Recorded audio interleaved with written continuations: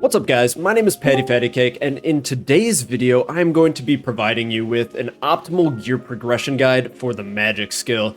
This idea was actually brought to me by a viewer. They left it down in my comments. Always happy to make these type of videos, especially if there is a need out there. If you did have any ideas for a video that you would like to see me make, please let me know down in the comments below. And without any more rambling, let's get straight into it.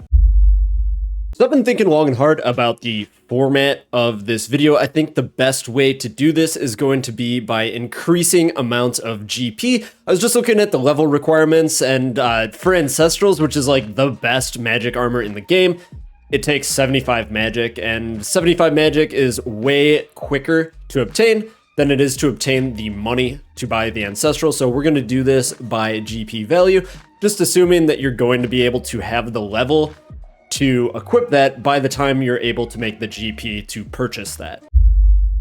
You weirdos are on your own, but honestly this list should work for Iron Men too. You just have to be miserable and grind an extra 20 hours for it.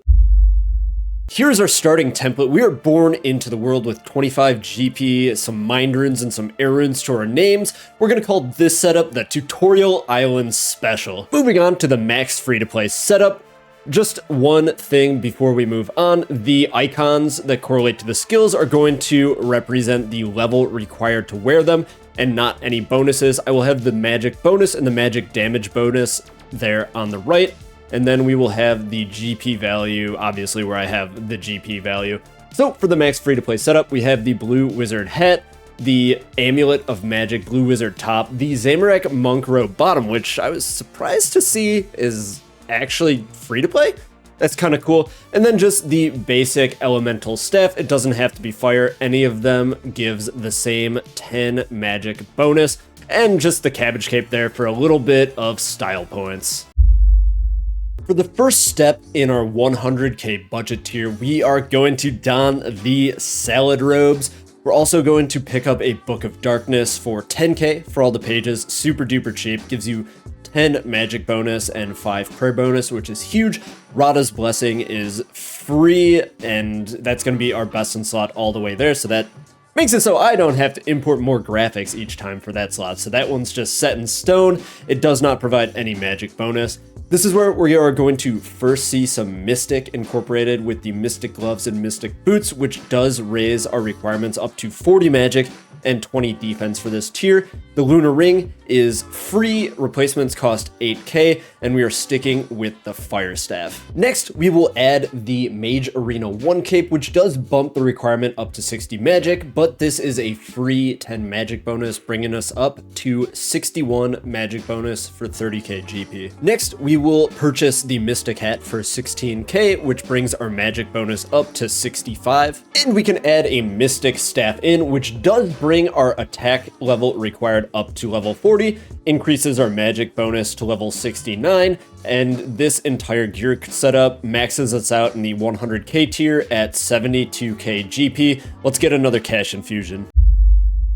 The first thing that we're going to do in the 500k tier is purchasing a Trident of the Seas. This is going to diverge our list into two different paths: charged staves and things that are not charged staves. We are super duper broke, so we're only going to half fill this, bringing our GP required up to 364k and our magic level required up to 75 with a total magic bonus of 70. This is going to greatly increase our DPS though, since this does attack every 4 ticks instead of the standard 5 that all of the normal spells do. Seems about time to add the Mage Arena 2 cape in here, bringing our magic bonus up to 75, and this will be our first item that gives us a magic damage bonus. Our last upgrade is going to be ditching the salad robes and upgrading to the Mystic top and bottom, bringing our magic bonus to 100 and capping off the 500k tier. Don't forget to like and subscribe. For the 1 mil tier, there's only going to be one new upgrade that we are going to get, but it is the single best upgrade for magic in the game, and that is the Occult Necklace. This is going to increase our magic bonus to 102, but the really special thing here is that this gives us a whopping 10% magic damage bonus.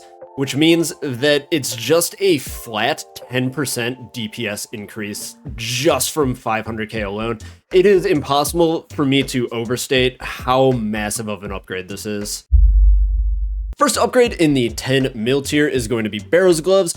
These are great because it does increase our magic bonus for just 100k, but we can also use it for other styles as well. We're going to be ditching the newbie trident for the Trident of the Swamps. I know it is a massive GP upgrade compared to what we were working with before, but it is completely worth it. It is going to give us several max hits, which is going to be compounded by the occult that we already have, along with some more magic bonus, which is going to make us more accurate. I have decided to not diverge these, as this is just going to be kind of a purchasing guide for what you should do when you have enough money to start upgrading your mage gear.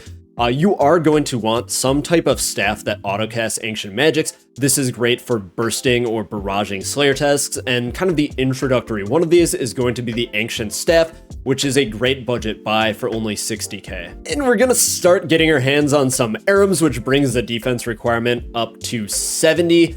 The Arams is super duper tanky, it gives us more magic bonus, and it just looks great. Not so much with the Mystic Bottoms, but with this budget, I cannot afford the leggies yet, so we are just rocking the top and the hood. I should mention that the hood is not often used. You'd usually wear like a helm of Nitzanat or a Slayer helm in its place, depending on the content that you are doing. But if you did want to maximize your magic accuracy, the Aram's hood is a great budget choice. The Slayer helm is going to give you the biggest DPS increase out of any item while you are killing your Slayer tasks. I'm not sure why I saved it till this late. It should have been the first one up there. But this is an absolute must-have for anybody who's doing the Slayer skill. Now that we are officially rich, the first thing that we are going to do is complete our Aram set by buying the robe bottoms. We are going to swap out our book for the Elidinous Ward. This is going to decrease our magic bonus by 5, but it will increase our magic damage bonus to 15%, which is more valuable than our accuracy. Another massive upgrade in this tier is going to be the Tormented Bracelet. This is going to give us more accuracy and a whopping 5% extra magic damage. For our burstin' and barraging tasks, we are going to upgrade to a Master Wand, and it's about time we bought the BIS Ring and Boots, the Eternals, and the Seer's Ring Eye. There's not a lot of circumstances where you would actually use these. If you're doing raids, you usually do camp Prims and a Lightbearer or Berserker Ring, but if you're doing Slayer tasks and other things like that, which require a little bit extra magic bonus, or that you're not going to be using Milli, these are a good, fairly inexpensive upgrade. The Tome of Fire is kind of a niche item. This is going to be your best in slot offhand if you are using any fire spells on the normal spellbook. There's some use cases for it, like Ice Demon in Challenge Mode, Chambers of Xeric. There's probably some others, but I can't really think of any.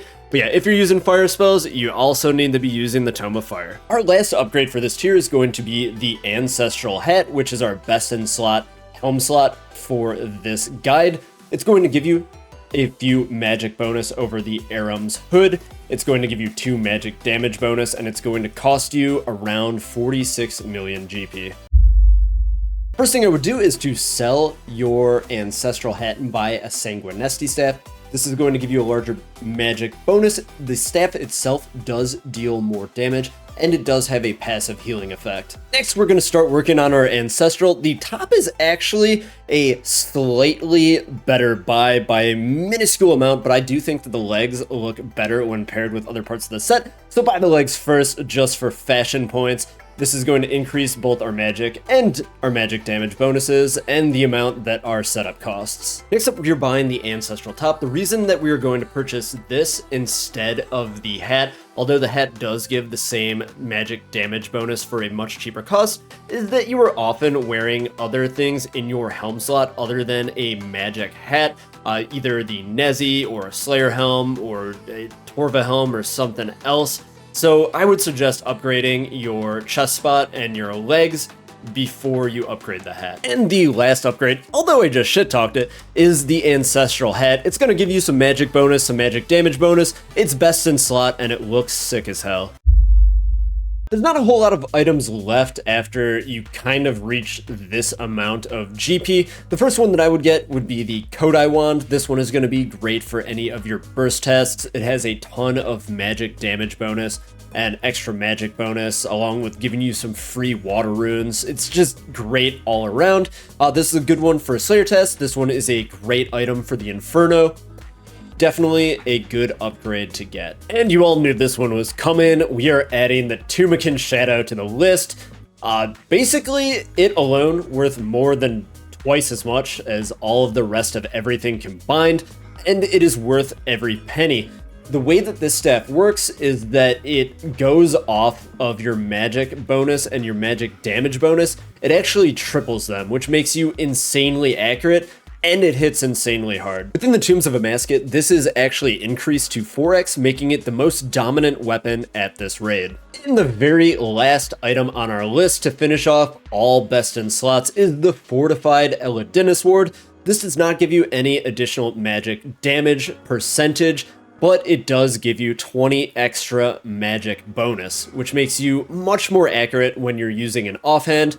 But if you're using the Tumakin Shadow before this, you are not able to equip an offhand, so you would not be using it. Thank you guys for watching. If you do have any suggestions, I am going to be making a ranged one of these next, so let me know before I go and make that. If you did like the video, please like the video, subscribe to my channel, and I will see you in the next one.